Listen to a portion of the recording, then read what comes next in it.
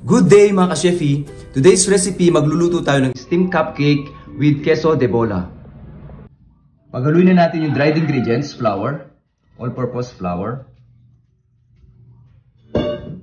sugar, baking powder, salt.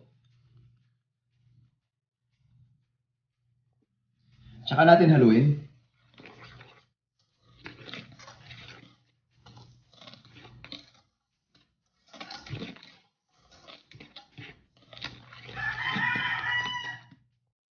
Pagkahalo ng ating dried ingredients, ilalagay na natin yung ating tubig.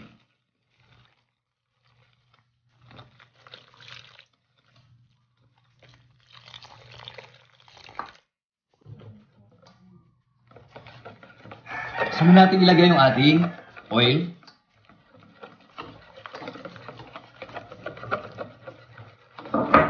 And vinegar.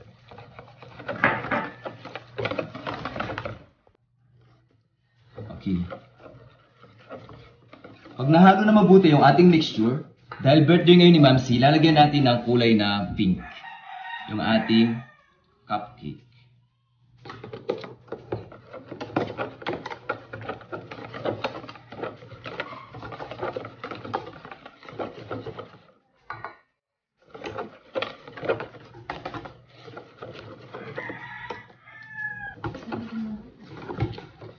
Ready na yung ating cupcake mixture. Ayan, nilagay ko na sa ating molder yung ating mixture.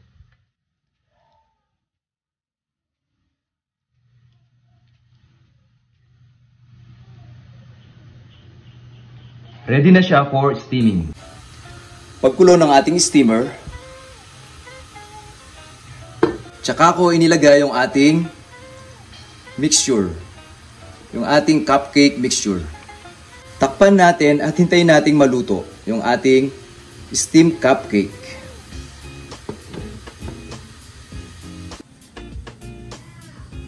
Ito yung queso de bola na ating gagamitin para sa ating topping. Tingnan natin yung ating steamed cupcake. Ayun na mga ka-chefi.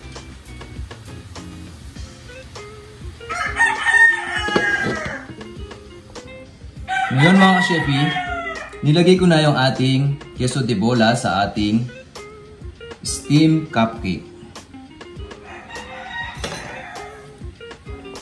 Ayan mga ka-chefi, nalagay ko na yung ating queso de bola sa ating cupcake.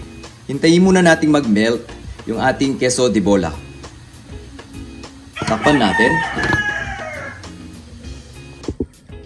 Tapos na nating maluto yung ating steamed cupcake with queso de bola.